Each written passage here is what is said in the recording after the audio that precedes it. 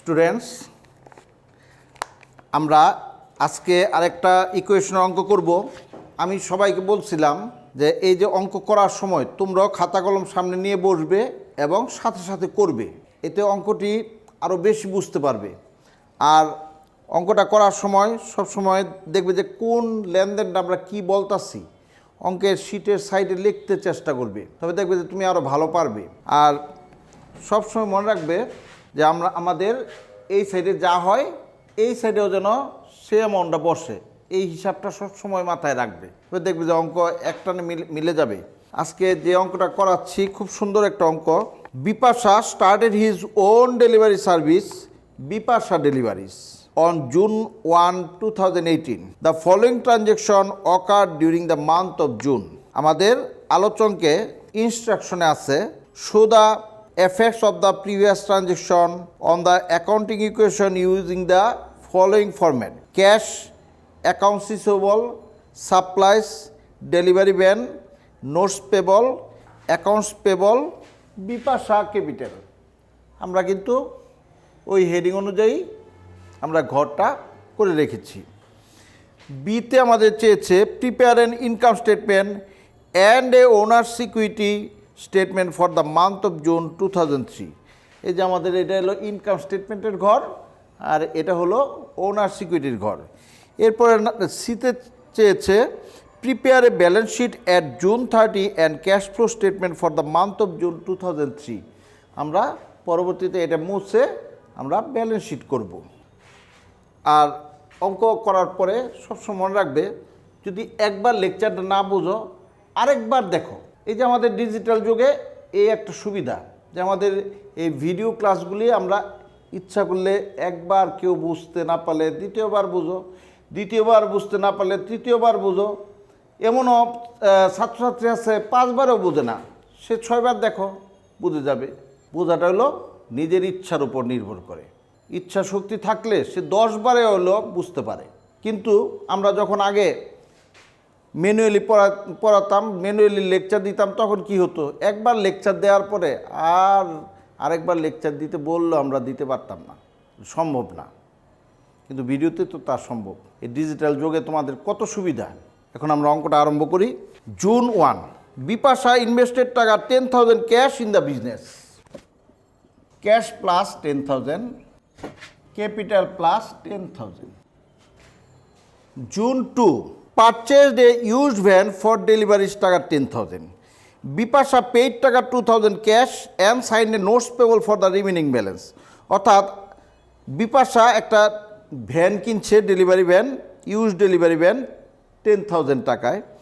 এর মধ্যে 2,000 টাকা সে ক্যাশ দিছে আর বাকি 8,000 টাকা সে নোটস পেবলে সই করছে, তার মানে প্রদেয় বিলের মাধ্যমে হয়েছে। আমরা জুনের 2 তারিখ, যেহেতু ক্যাশ দিছে 2,000 টাকা, ক্যাশ থেকে 2,000 টাকা চলে গেল মাইনাস ফিগার। যেহেতু বিপাশা ডেলিভারি ভ্যান কিনছে, ডেলিভারি ভ্যান 10,000 টাকা, আমরা ডেলিভারি ভ্যান অ্যাসেট বাড়ছে। আর আমাদের রিমেনিং আরও থাকে এই 8,000 টাকা নোটস পেবলের মাধ্যমে হয়েছে। 8,000 টাকা নোটস পেবলের ঘরে। এখন আমরা মনে মনে দেখি 10,000 থেকে 2,000 গেলে 8,000 প্লাস ফিগার, এই সাইডে প্লাস ফিগার, তার মানে কোনো সমস্যা নাই। জুনের 3 তারিখ, পেইড টাকা 500 for office rent for the month. আমরা অফিস রেন্ট একটা খরচ পেইড করছি, তাই ক্যাশ চলে গেছে। আমরা 3 তারিখ দিয়ে লিখব ক্যাশ থেকে মাইনাস 500, আর যেহেতু এটা একটা খরচ ক্যাপিটাল থেকে মাইনাস 500। আর আমি বলছিলাম যে আমাদের যে কোনো খরচ আর আয়গুলি আমরা এখানে লিখব রিমার্কসের ঘরে। তো office rent expense, office rent expense.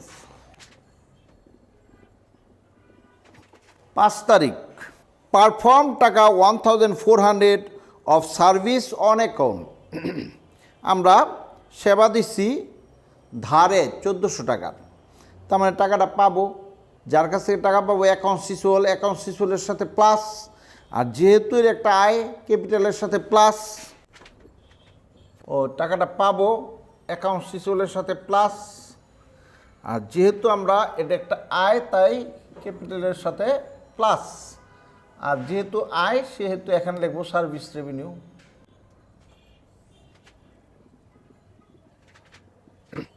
9 তারিখ উইথড্র টাকা 200 ক্যাশ ফর পার্সোনাল ইউজ। আমাদের মালিক অর্থাৎ বিপাশা 200 টাকা ক্যাশ উঠাইছে কারবার থেকে। ক্যাশ উঠাইলে ক্যাশ টাকা কমে গেল অ্যাসের দিকে মাইনাস, আর যেহেতু ক্যাশ টাকাটা নিচে যে কোনো উত্তোলন ক্যাপিটাল থেকে মাইনাস।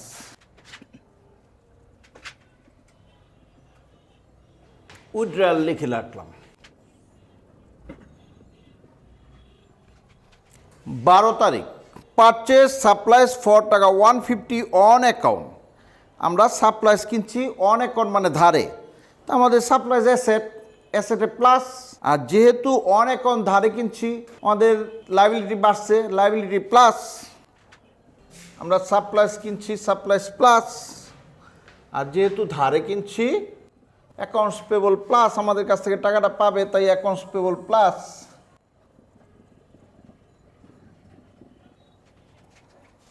জুনের 15 তারিখ received a cash payment of টাকা 750 for service provided on June 5। আমরা নগদ টাকা পাইছি, ওই যে 5 তারিখে আমরা টাকা পাইতাম 1400 টাকা অ্যাকাউন্ট সিসুলের কাছ থেকে, সেখান থেকে আমরা 750 টাকা পেয়ে গেছি। তার মানে ক্যাশ টাকা 750 টাকা পেয়ে গেছি ক্যাশের সাথে প্লাস, আর যেহেতু দেনাদারের টাকা পাইছি অ্যাকাউন্ট সিসুল থেকে মাইনাস।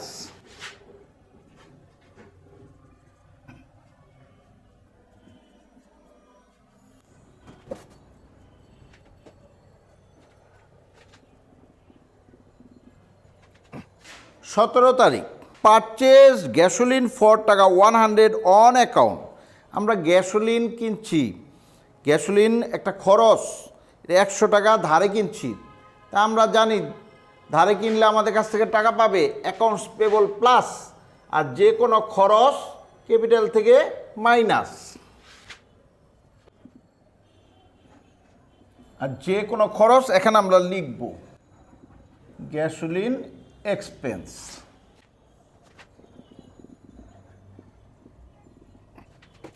20 তারিখ received a cash payment of টাকা 1500 ফর সার্ভিস প্রোভাইডেড।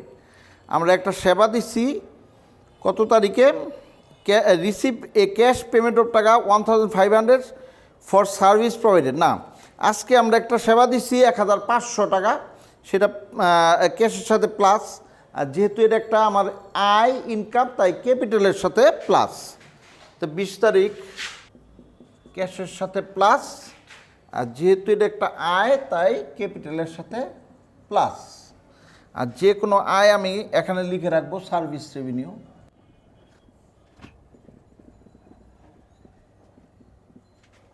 23 তারিখ made a cash payment of টাকা 500 অন দ্য নোটস পেবল।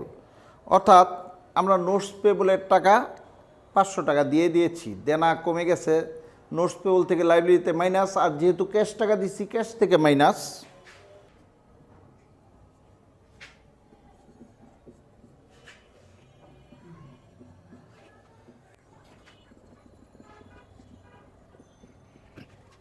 ছাব্বিশ তারিখ পেইড টাকা 250 ফর ইউটিলিটিস। ইউটিলিটিস মানে বিবিধ খরচ, যে কোনো খরচ আমরা ক্যাশ থেকে মাইনাস করি, আর যে কোনো খরচ আমরা ক্যাপিটাল থেকে মাইনাস করি।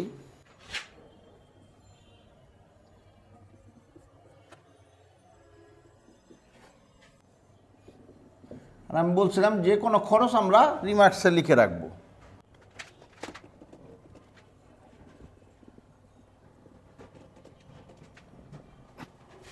29 তারিখ paid for the gasoline purchase on account on June 17।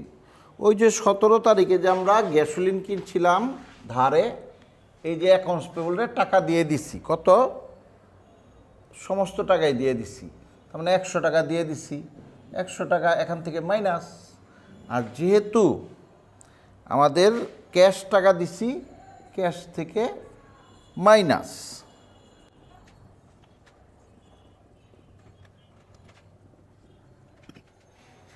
30 তারিখ পেইড টাকা 500 ফর এমপ্লয়ি স্যালারি। এমপ্লয়িকে আমরা স্যালারি দিচ্ছি যেহেতু ক্যাশ টাকা দিছি ক্যাশ থেকে মাইনাস, আর যেহেতু স্যালারি একটা এক্সপেন্স স্যালারি থেকে মাইনাস, যেহেতু এটা একটা খরচ তাই খরচের পাশে লিখব স্যালারি এক্সপেন্স।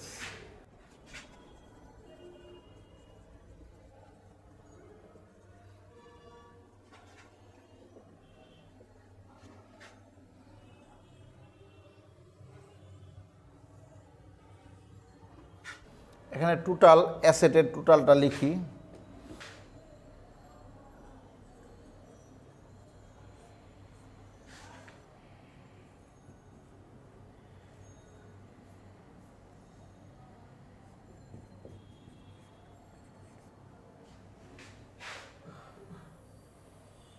অ্যাকাউন্টসটা সবসময় ক্লোজ করে দেব।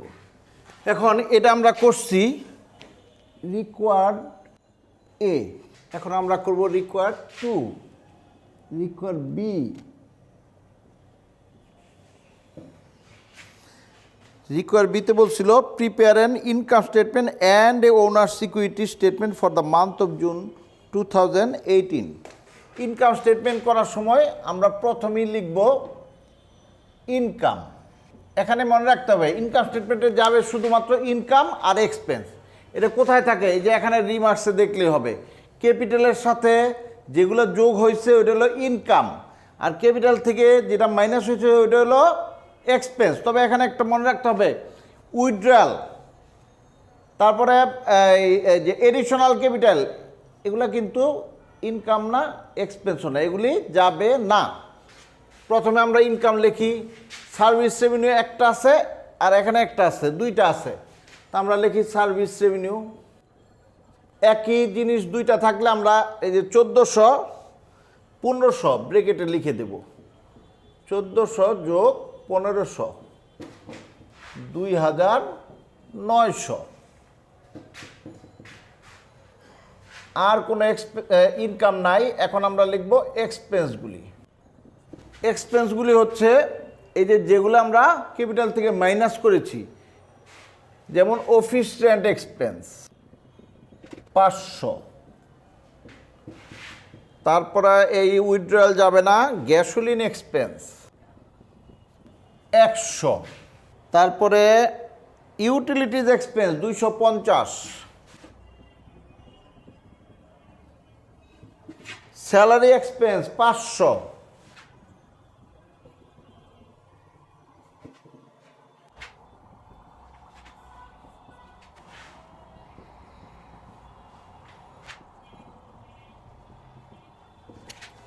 আমরা ইনকাম থেকে এক্সপেন্স বাদ দিলাম, হয়ে গেল 1550। এটা হলো নিট ইনকাম। এখন আমরা ওনার সিকিউরিটি করব। আমরা ওনার সিকিউরিটি করে রেখেছি, দেখো স্টেটমেন্ট অফ ওনার সিকিউরিটি। ওনার সিকিউরিটিতে মনে রাখতে হবে ওপেনিং ক্যাপিটাল, এই যে এই প্রথম ক্যাপিটাল দিয়ে সবসময় আরম্ভ করব। এর সাথে যোগ হতে পারে নিট ইনকাম, এর সাথে যোগ হতে পারে ইন্টারেস্ট অন ক্যাপিটাল, এর সাথে যোগ হতে পারে এডিশনাল ক্যাপিটাল বা যে এক্সেস ক্যাপিটাল মানে অতিরিক্ত মূলধন। এর থেকে বিয়োগ হবে ড্রয়িং, এর থেকে বিয়োগ হবে গুডস ড্রয়িং, এর থেকে বিয়োগ হবে ইন্টারেস্ট অন ড্রয়িং। তবে সাধারণত এত কিছু থাকে না, এই তিনটেই থাকে, ওপেনিং ক্যাপিটাল প্লাস এই যে নিট ইনকাম যোগ করব, আর লেস এই যে উইথড্রয়াল, এই যে এটাই ড্রয়িং বিয়োগ করব। তা আমাদের ওনার সিকিউরিটি হচ্ছে কত? 11,350। এখন সি নম্বরে আমার কাছ থেকে চাইছে prepare a balance sheet of June 30 and cash flow statement for the month of June 2018। এখন আমরা কি করব? ব্যালেন্স শিট করব। আমরা এখন ব্যালেন্স শিট করব। আমরা লিখছি Bipasha deliveries balance sheet as on June 30, 2018। Balance শিটে আমাদের এখানে যা যা অ্যাসেট আছে তাতে যাবে, আর লাইবিলিটিগুলি যাবে, সাথে ওনার সিকিউরিটি যাবে। অ্যাসেটস আমাদের ক্যাশ আছে, ক্যাশের টোটাল যোগফল যাবে 8,200। অ্যাকাউন্টস রিসিভেবল আছে, অ্যাকাউন্টস রিসিভেবল যাবে 650। সাপ্লাইজ আছে, সাপ্লাইজ যাবে 150। ডেলিভারি ভ্যান আছে, এটা 10,000 টাকা। সবগুলি যোগ করলে হয় 19,000। অ্যাসেট শেষ। এবার লায়াবিলিটি প্লাস ওনার্স ইকুইটি। আমাদের লায়াবিলিটি আছে অ্যাকাউন্টস পেবল কত 150, তারপরে আছে নোটস পেবল আছে 7,500। তারপরে এই যে এটাই কিন্তু ওনার্স ইকুইটি, আমরা ওনার্স ইকুইটি করছি, ওই টাকাটা এখন যাবে ওনার্স ইকুইটি 11,350 যোগ করলে হইতাছে 19,000।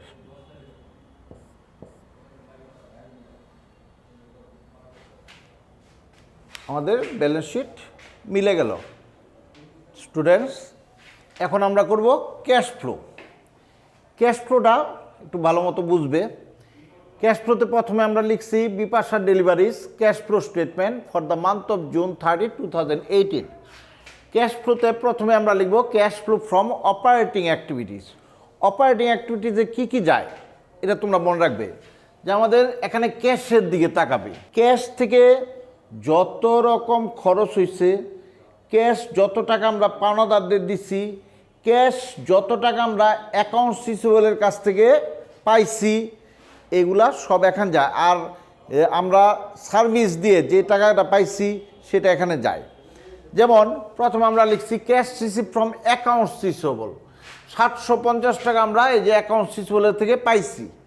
তো যেহেতু পাইছি এটা হলো প্লাস ফিগার। আর ক্যাশ রিসিভ ফ্রম রেভিনিউ, এই যে আমরা রেভিনিউ আমরা এই যে এটা ক্যাশ পাই নাই, এই যে সার্ভিস রেভিনিউ আমরা ক্যাশ পাইছি 1500 টাকা, এই যে 1500 টাকা লিখছি। তারপরে আমরা ক্যাশ পেমেন্ট করছি অ্যাকাউন্টস পেবল রে, এই যে অ্যাকাউন্টস পেবল আমাদের এখানে এই যে অ্যাকাউন্টস পেবল রে 100 টাকা ওই যে গ্যাসোলিনের টাকা দিচ্ছি, এরা ক্যাশ পেবল থেকে মাইনাস। তারপরে আমরা ক্যাশ পেমেন্ট ফর নোটস, এই যে নোটস পেবল, এই যে নোটস পেবল থেকে 500 টাকা মাইনাস। তারপরে আমরা ক্যাশ পেমেন্ট ফর এক্সপেন্সেস, আমাদের 3টে এক্সপেন্স ক্যাশে দিচ্ছি, শুধু ক্যাশের টাকাগুলি এখানে যাবে। তারপর আমরা যোগ বিয়োগ করলে 400 টাকা প্লাস ফিগার হয়েছে। এরপর আমরা লিখব cash flow from investing activities. Investing activities এটাও ক্যাশের দিকে তাকাবো। ক্যাশে দেখবো যে আমরা কোনো অ্যাসেট কিনেছি কিনা নগদ টাকায়, আর কোনো অ্যাসেট বিক্রি করেছি কিনা। আমরা এখানে দেখা গেছে যে আমরা একটা অ্যাসেট পারচেস করেছি, ডেলিভারি ভ্যান, ক্যাশ টাকা দিয়েছি 2000 টাকা, তাই 2000 টাকা আমাদের চলে গেল, তাই মাইনাস ফিগার। এখানে শুধু দেখতে হবে ক্যাশ টাকা আসলে প্লাস, ক্যাশ টাকা চলে গেলে মাইনাস। তারপরে cash flow from financial activities, এখানে আমাদের পাইছি শুধুমাত্র উইথড্রয়াল, এখানে উইথড্রয়াল যায়। তারপরে যদি এই যে লোন পেমেন্ট করি, লোন রিসিভ করি, বরোড করি, এগুলা যায়। বরোড করলে প্লাস, পেমেন্ট করলে মাইনাস। এই যে আমাদের এখানে উইথড্রয়াল টাকা চলে গেছে মাইনাস। এখন এই তিনটা যোগ বিয়োগ করলে আমাদের মাইনাস হয়েছে 1800। মাইনাস হলে লিখতে হয় নিট ডিক্রিজ ইন ক্যাশ, আর যদি প্লাস হইতো তবে আমরা লিখতাম নিট ইনক্রিজ ইন ক্যাশ। এখন এর সাথে আমরা ওপেনিং ক্যাশ ব্যালেন্স যোগ করব। ওপেনিং ক্যাশ ব্যালেন্স হলো ওই যে উপরে 10,000 টাকা, ওই 10,000 টাকা যোগ করলে যদি এই যে নিচের 8,200 টাকার সমান হয়, তখনই মনে রাখবো যে আমাদের ক্যাশ ফ্লো মিলে গেছে। ধন্যবাদ।